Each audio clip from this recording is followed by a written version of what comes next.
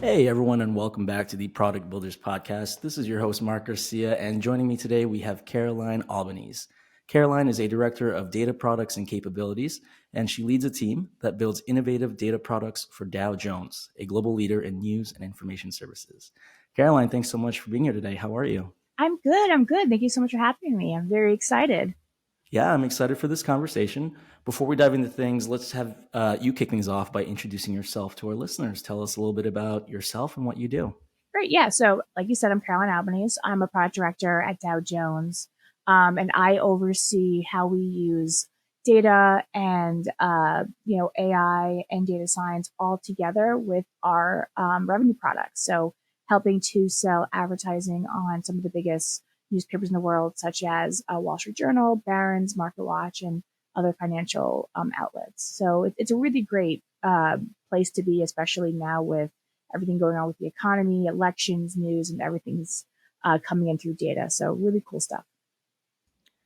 That's awesome. And so for me, people that work with data, I find it such an interesting topic because it's how do you get into that field and what leads you to that career path? So I'd love to just learn a little bit more about your experience and what led you down the data path.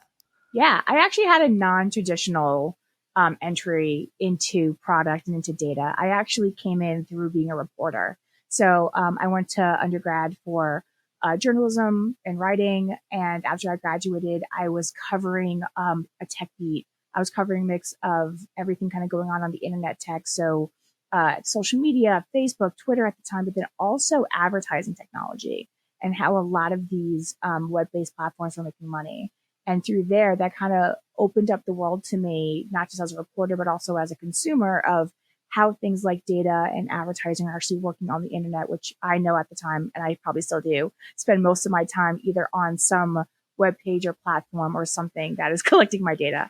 Um, and that kind of led me into kind of making a career path change of understanding the products that go into that. And I've been doing that now for 10 years. Amazing. And you touched on this a little bit in your intro. So you're building out products for Dow Jones. Can you talk a little bit more about what those products look like, who's using them, what are the, I guess, feature sets, if you will, for these things that you're building? So it's definitely a mix of both internal and external products. So internal, we will create products that help our, ad sales team when it comes to booking campaigns or understanding the performance of their digital ad campaigns. But then externally, we actually create data products that can be bought and sold by the advertisers themselves. So audience targeting, contextual targeting, as well as kind of reports and insights and measurement tools that they can work with us and provide them for their advertising campaigns that are running across the Wall Street Journal and our other platforms. So it's a mix of both bags, but you get two different user sets and two different ways of building, which is really interesting, but also can be super confusing sometimes. That is a great segue. I know we had talked a little about building product for internal versus external. And one of the key topics that came up, and that's going to be a key topic today, is this idea of product advocacy and really bridging that gap between creating meaningful, impactful products while also driving innovation and business objectives and meeting those requirements. So, can we start with explaining what exactly is product advocacy? What does it mean? So product advocacy is basically being able to defend your product decisions as a product manager, defending why the product is what it is, who it's there for, and how you are measuring success over time with the product. I think oftentimes when people are talking about product development or product development cycles, they're hyper focused on the beginning stages and launching. And then once the product's actually out in the world, it's kind of like, don't worry, it's on. But there's so much more that goes into that. And I think that's really where product advocacy shines, because that's where you have to ensure that your product remains funded, remains supported, and also can grow throughout its lifetime. So that's really where product advocacy comes in. It's really being able to defend and understand your product. I love how you mentioned a lot of people focus on the beginning and the launch. In my experience as well, building as an HC, building products for other people, I think that focus is really much like once we launch, it's gonna go viral, right? It's gonna scale, it's gonna be amazing.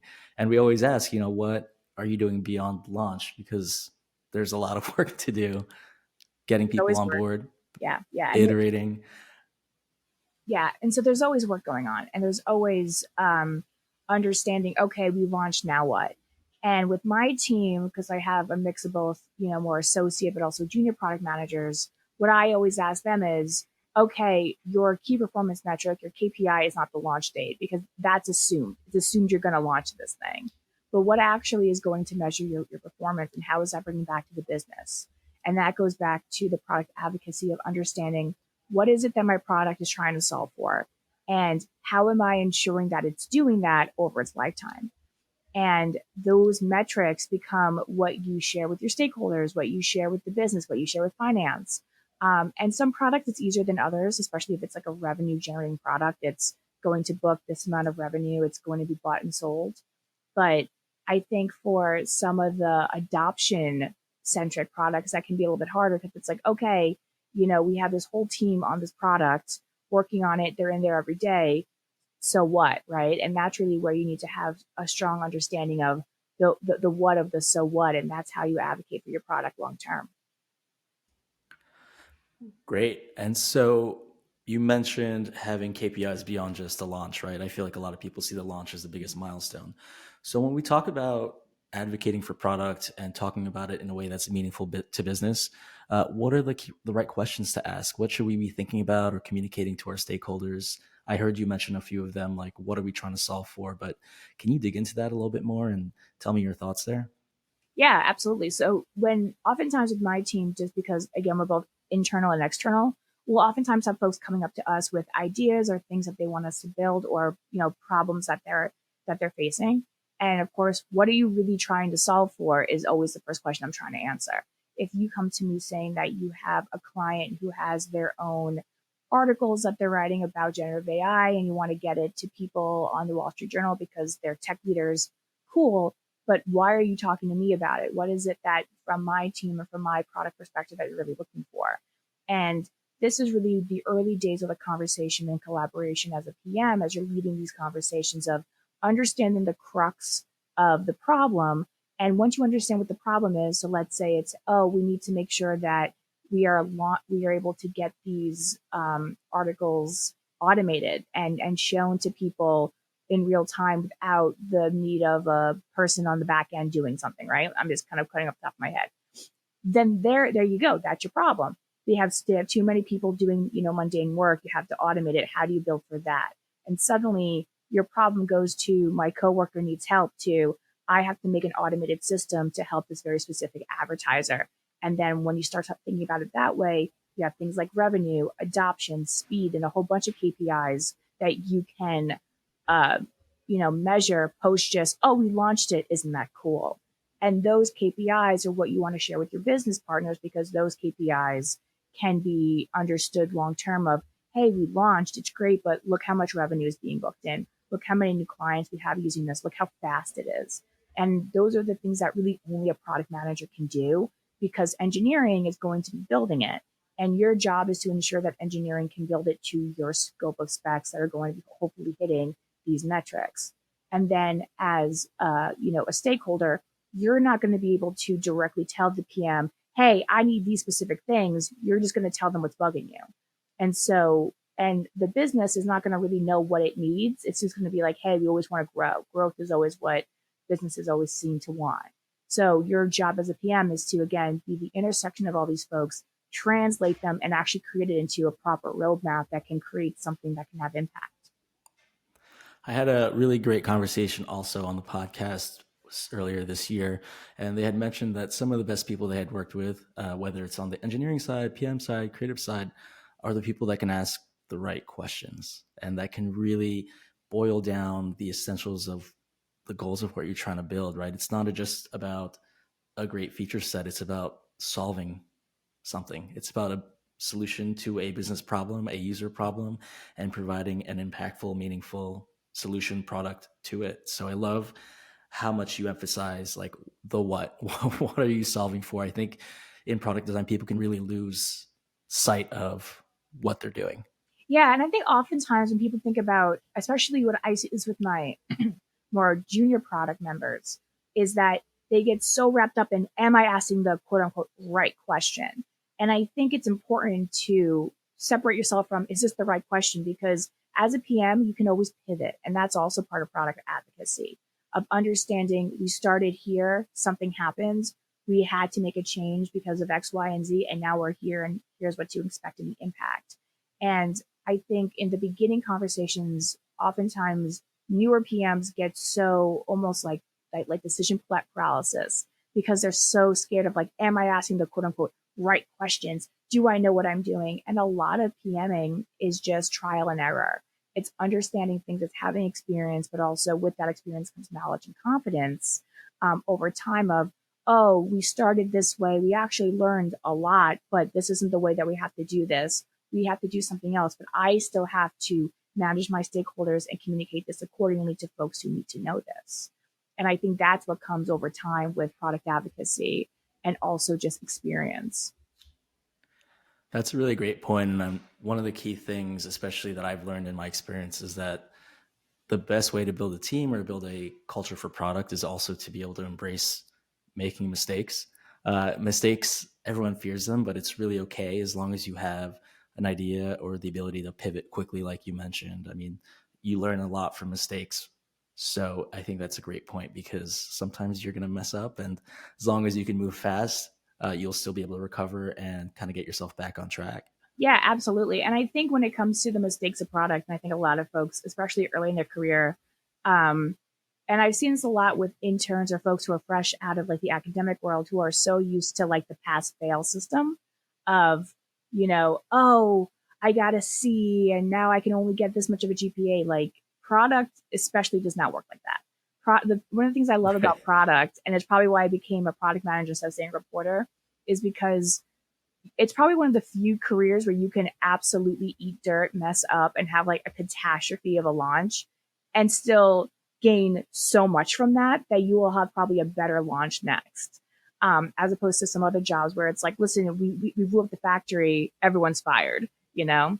So that's what Yeah. I've always loved about product is that it's so much, it's very similar to folks who may be into science or experimenting or creating inventions. Like it's that very similar mindset of you're just it's a lot of trial and error at first, but then once you kind of figure out what works best for you as an individual PM, but also your team, you're just a well-oiled machine and you're solving a bunch of problems and it's really, really fun. You know, I never really thought about it that way, but my background is in more of the traditional graphic design where things have to be pixel perfect, as you will, right? You're sending things off to the printer, and once it's printed, you don't really have the opportunity to update it. And so when I got into product, the biggest shift for me was understanding that it's not about pixel perfect. It's about being able to move fast and pivot and kind of react to how things are being used. And again, being okay with making mistakes. It's not really about perfection. It's about like continuous learning and iteration. So Yeah, that's enlightening for me as well. yeah. The iteration piece is so key. And this is something that I oftentimes have to instill in my more like mid PMs, which is don't worry, we can fix this. It's not a catastrophe. However, just because we can fix it doesn't mean we can just fix it in like darkness and not tell anyone. You have to communicate, you have to measure the impact. But that's also where having, like I said earlier in the conversation, these metrics and understanding of what you're solving for because it'll be a lot easier to pivot quickly if you're seeing certain metrics just not line up. And sometimes other metrics will come from that where we thought we were, measuring adoption, but then we realized that time spent was really interesting as well. And because of these changes, we're going to now measure this and the business, should, react accordingly. And those kind of high level conversations are what makes like a good PM to a great PM. And I think it's also the conversations that change between, and I don't know if you ever seen this with your other with your other guests, but project management versus product management. And project management to me is way more about like that execution phase, delivery, getting things over the finish line, while product management is almost the entire life cycle and communication and stakeholder management of the entire product that you're overseeing. That's a really nuanced and great point. There is a very slight difference, and it's for me, I found it hard to articulate, but that's a great way of putting it. But that, since you've brought that up, one of the questions I had for you is I know you do both internal and you work with internal and external stakeholders. So how do you communicate with and manage the expectations of different stakeholders? How everyone has different desires, needs, pain points. So I'm sure there's a lot of juggling that happens. What are your best practices? What do you do to manage all of those different personalities and expectations? I wish I could hypnotize and mind control them all into just saying yes, but that obviously is not in my skill set. But what I typically do, and this is something that works for both internal and external, is if you come up front with a clear path of delivery, understanding, and again these metrics, I'm going to just keep hammering that home because those metrics really help people understand and what I like to say, get on the same playbook of what it is that we're doing together. And I think it's also important to have that open dialogue and communication. I think oftentimes, especially with external stakeholders, it can be really challenging to find meetings, to communicate externally. I still think it's important to make that effort, whether it's through blog posts or emails or any existing means of communicating with your external stakeholders. It is so important. So that way they're aware of when things are happening. And oftentimes transparency is just key to getting people on board and trust. Because once you lose that trust, you will most likely never get it back, especially from an external stakeholder who doesn't know you from, a hole in the wall.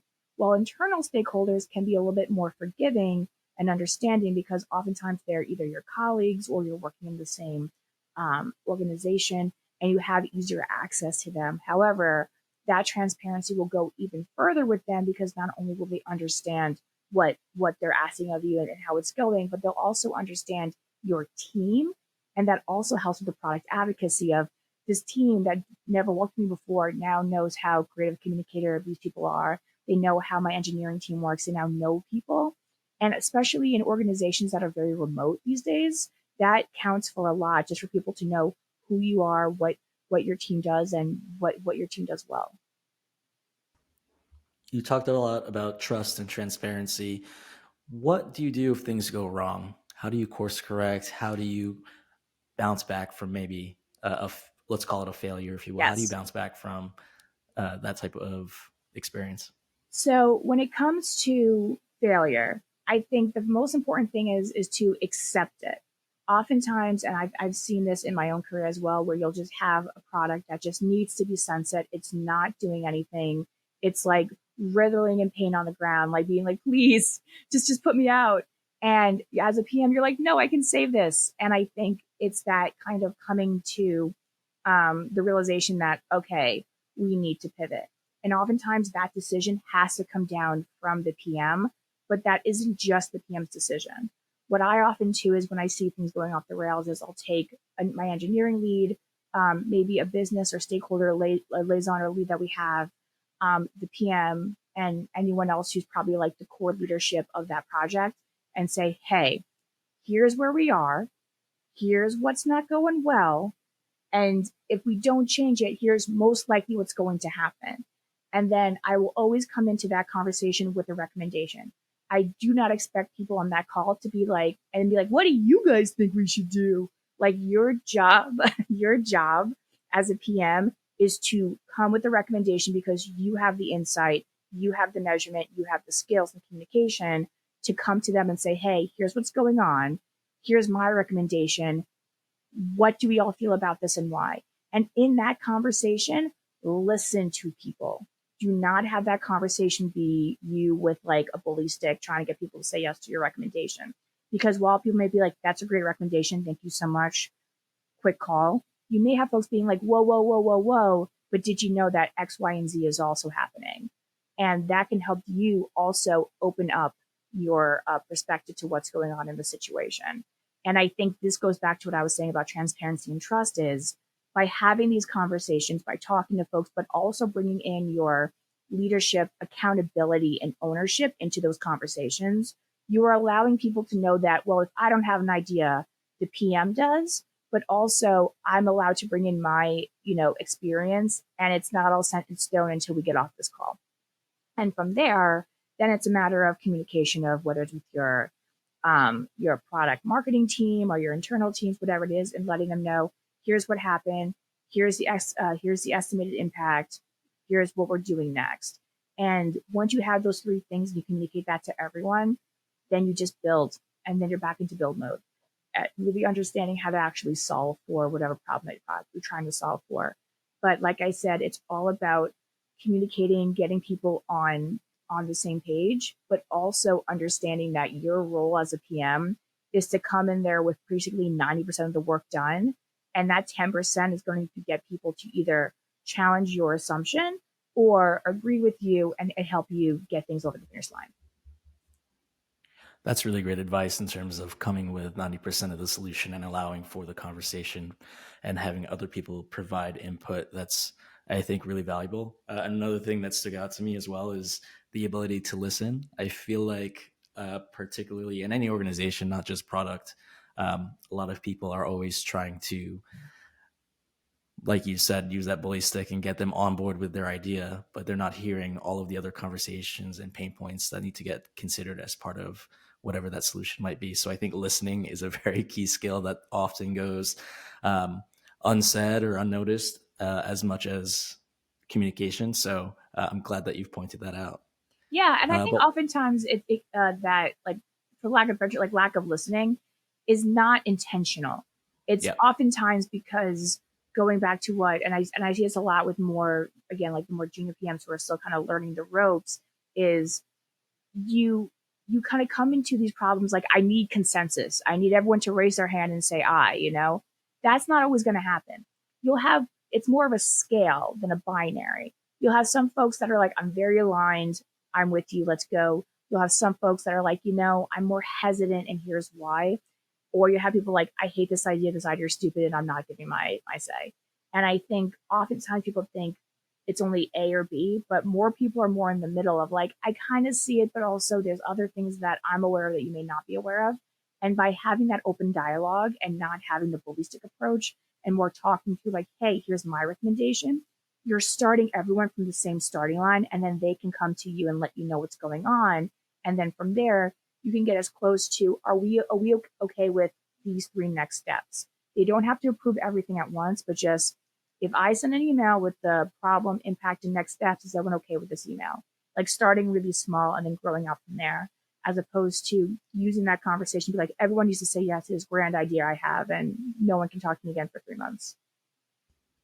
that's great. And so, on the same line of communication, how do you communicate the value to people who have both maybe a technical background and those without a technical background, as well as people who understand data and those who don't necessarily understand all of the things you're pulling? How do you communicate all these values to people who have just different levels of experience and understanding with both product, data, and technology? Yeah. So I think I had a boss who was so amazing at this. And I asked her, how do you read people's minds? Like, it's like every time we would go into a call with her, she'll be like, this person needs to know that person needs to know this. And I'm like, are you just like the town mayor? Like, how do you know this? And she had told me was, before she meets with folks, especially if it was in the early stage of a product or like during the build phase, she would always remind herself or try to get insight into what do they care about the most.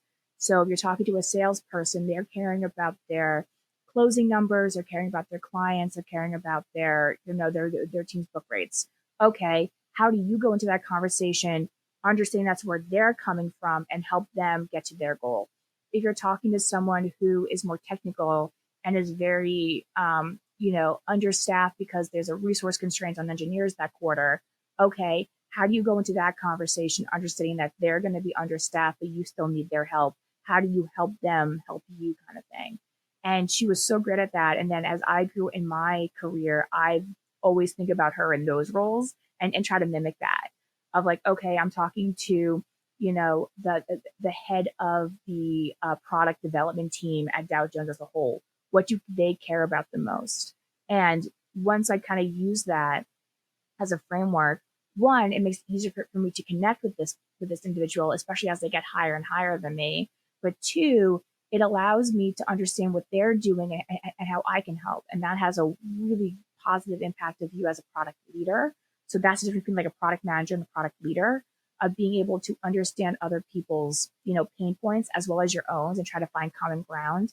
And it's a good exercise in you, for lack of a better term, translating your work for different audiences. Because like, you're right, not everyone's going to be a data pro, not everyone's going to be a product pro. Some people are just, hi, I just want to sell your thing. I don't really care how it works, but like, can it be pretty?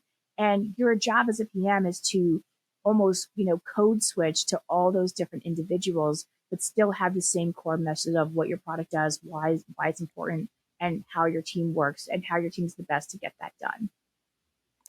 I mean, empathy is such a big part of product design, and everyone always talks about it in terms of you have to be empathetic to the end user and understand their goals, but you also have to think about all the different stakeholders and what they want. And you're right, you have to put yourself in their mindset in terms of like, what do you care about, and how can I communicate this same information to 10 different people in 10 different ways, so that you understand like the value of what we're doing here. So that's really a great point here in terms of empathy doesn't just belong with the end user, it belongs with everybody involved in the process. And also yourself as a PM. I've often found, especially within the last 4 years, a lot of PMs burning out very early.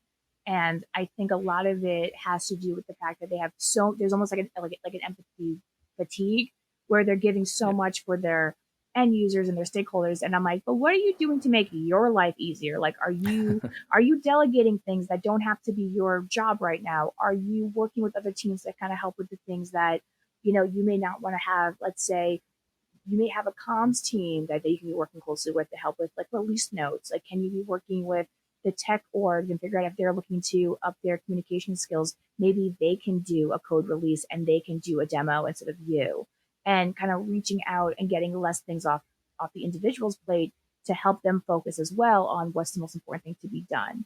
And I think that balance is like part of the growth between like associate PM, mid PM, product leader, is understanding what you can do and also what you can help coach other folks to do on your team to also become product advocates. It doesn't have to just be the PM.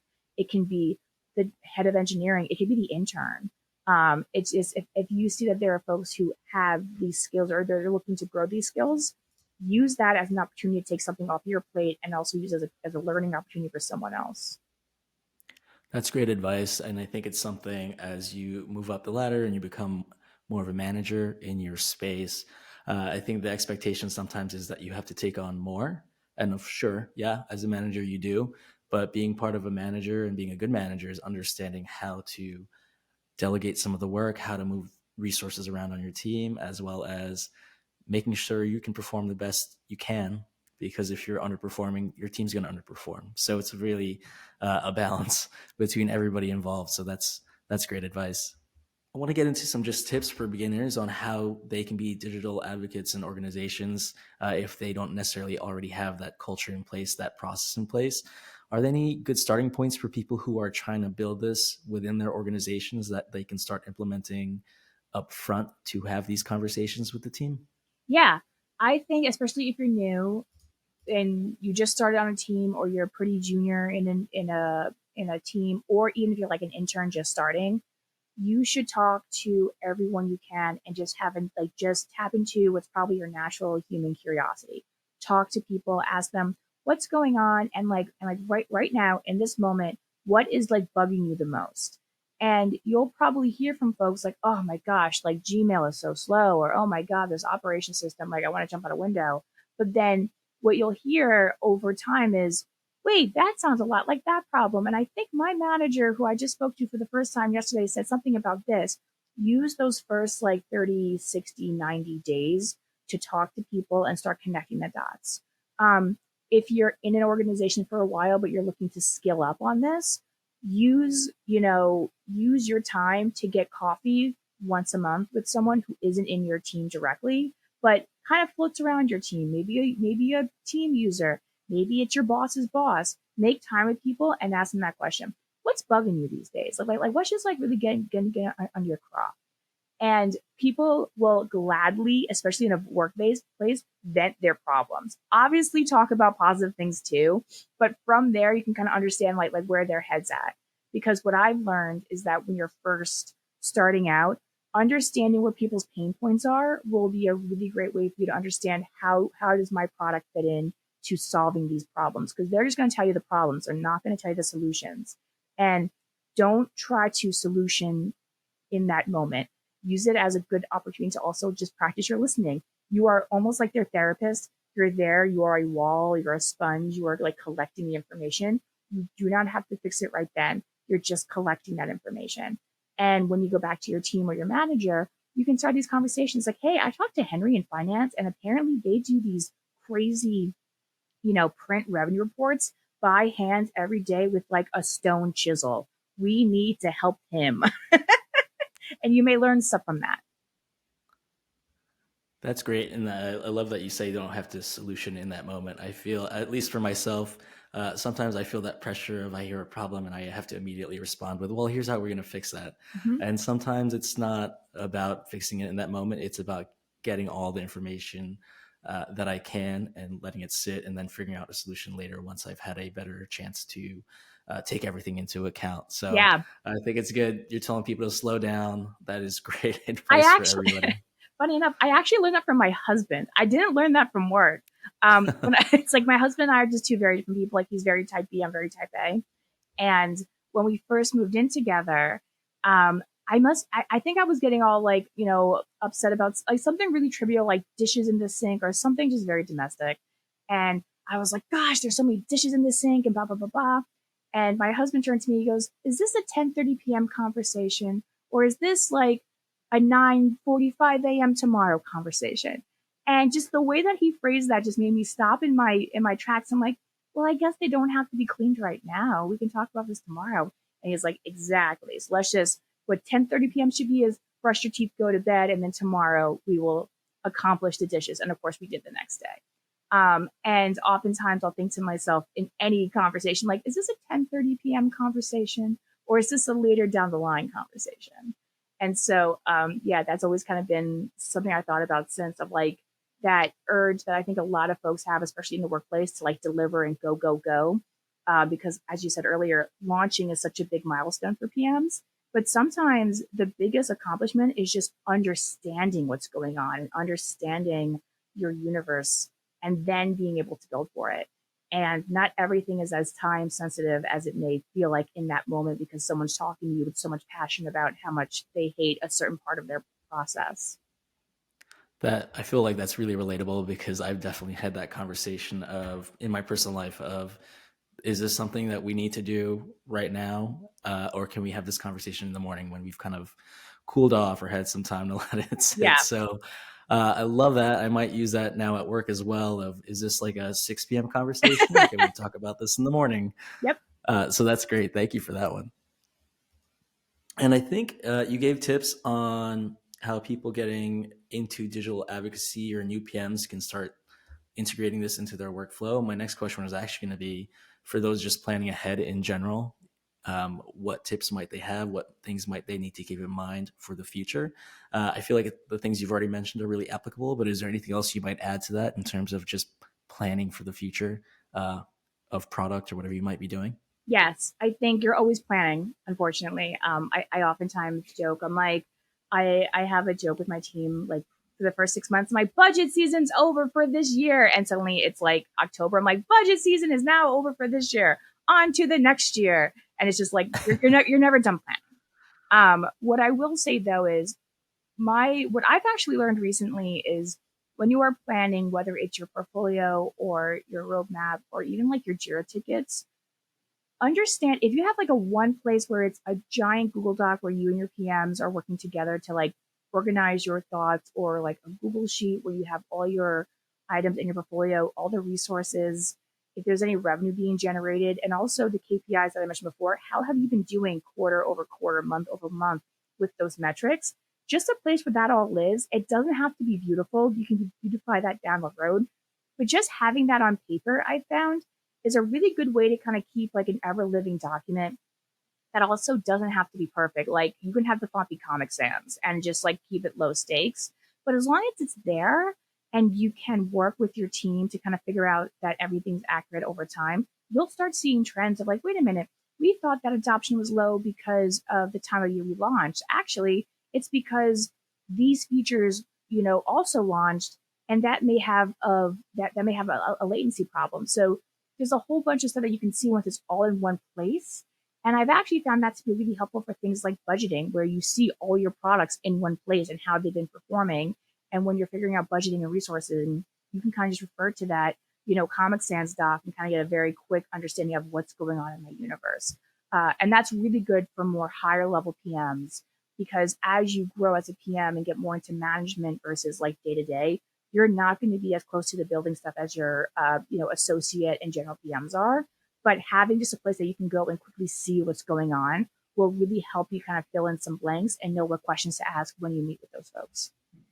I think the creatives listening in might revolt at hearing a Comic Sans doc, but the idea is very great. I mean, I think having something in one place is essential. I also sometimes have things all over the place, and consolidating is just huge just to get a large picture of what's going on. So that's great advice. But speaking of future, what is the impact of emerging technologies on the work that you do? Is that something that you're seeing that you have to work into your process and flow? We've got so many things coming in, like, of course, the AIs, all of that stuff. Is that impacting the work that you're doing? Yes, absolutely. So generative AI and data collection, as well as data privacy. I think data privacy for folks who have data products, I mean, anyone who isn't talking to their lawyers at least like 5 times a day probably hasn't been talking to their lawyers nearly enough.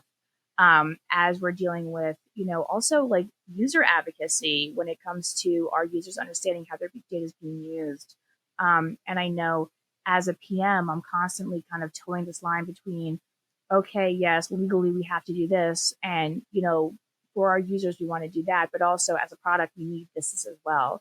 And I think that kind of goes back to that advocacy and having that muscle trained for these kind of conversations. But I would say policy, process, people is a big part of the data world right now, as well as, of course, generative AI and how that's all coming in. And I'm always been a huge advocate for what can we do more effectively versus, hey, can we just have a computer do it for us? Because I think a lot of folks, especially PMs who work with data scientists or have AI driven products, have their investors, business stakeholders being like, but can we do this with like 2 people now because we have AI? And like having to be like, no, actually, someone needs to write the code. Someone needs to, train the robot, as you will. But I think those emerging technologies, regardless of what they are, the core principles of being a product manager apply in those places. It's just what you're applying them to. Yeah, and I think we've come full circle here when you talk about AI and implementing some of these really cool technical things into your workflow. It is really about asking the right questions, like how can this actually help the process versus hinder? I think everyone thinks AI is this magical thing that can just do everything. And sure, it can probably automate a lot of the process, a lot of the more redundant things, but you still need to figure out where it's useful, where it actually makes sense, and then where the human comes in and they have to take over. So that is a great point. And thinking about the why and how to actually use it effectively. Exactly. All right. I know we're coming to an end here, and we've talked about a lot of things on today's conversation. We like to wrap things up with what we call a Majestyk bite. So, a key takeaway that our audience can get from this conversation. What would your Majestyk bite be for this convo? So my Majestyk bite would be, and I don't know how many people are actually aware of this, but when I first started when I went from a general PM to a senior PM, I did not realize how much of a jump that was going to be. I'm like, oh, it's just senior in a title. I already know what to do. And I was totally fish out of water, like drowning in work. And I was like, oh my gosh, I'm not ready for this. And my manager at the time, he gave me a really simple but very beautiful chart that I still have on my desk to this day, which is called the stages of learning. And there's 4 stages of learning. It's it's like a famous graph, but basically, whenever you start something new, whether it's a new job, new project, new anything, you don't know what you don't know. You're going in completely blind. Then the next stage is you know what you don't know, and you know that you don't know it. So you're starting to understand, like, okay, I know there's this stuff going on. I don't know how to fix it. And that's where like the curiosity and talking to people comes in. And then it's, okay, I know what I don't know. I can get through it. It's kind of hard. I'm thinking about it, but it's moving and grooving. And that's when you're usually like probably 6 months, maybe a year into a job, or you're deeper into the build process of a product and you're understanding it. And then of course the last bit is It's almost like automatic in your head. You know what you don't know, you know who to go to, and all that stuff. And those 4 stages of learning, you restart that every time you start a new job, a new process, a new relationship, a new dog, like everything you've ever started that's new. Those stages of learning are universal. So oftentimes what I'll have is when I'll have interns who feel like they just don't know where they are, or I'll have a mid to early PM who's just kind of like hit a snag. I will review that stages of learning doc with them and be like, where do you think you are? Okay, so you're expecting yourself to know everything, even though you've been on this project for 2 weeks, and you're actually in stage 1. And those, that kind of processing of kind of questioning your own, like, oh, that's right, I'm not supposed to know everything yet. I'm only here, can really help put a lot of that pressure off of internally for PMs and help raise their empathy. So stages of learning chart, have one on your desk, look it up. It is a good way to kind of get out of your own head and kind of question your own like assumptions of yourself and where you are, and also help you review and be like, wow, I started not knowing anything and now I'm like an expert, and can really help you over time really appreciate how far you've grown as a PM in your career. I know the chart that you're talking about, and you're right. It does apply continuously over the lifetime of your career. I feel like when I've seen it, most people apply it to like milestones or very specific points in careers or the year. But it is true. Every time you start a new project, you have to learn. You don't know everything yet, but I love the idea of putting it against your career as well, just to put things in perspective. And maybe you feel this way. I think sometimes managers and product can have a bit of imposter syndrome because things change so fast and you have to continuously learn and get up to speed. So sometimes it's just hard to keep up with everything and you feel like, oh my God, I don't know this new tech. I don't have time to learn it. I'm terrible, but Yeah. you're not. So that's great. Thank you for sharing that. Caroline, where can people go to find out more about you, your company? Do you want to direct people to anywhere specific? So you can find me on LinkedIn. You can find me on Twitter. Everything's usually under Caroline Albanese or C Albanese. You can kind of find me there. And usually I'm talking about product, talking about making products better for people and making people better for products, because we are also important as well. So Awesome. We'll share those links with the episode. Caroline, thank you so much for your time today. This was a great conversation. thank you so much as well. This was great.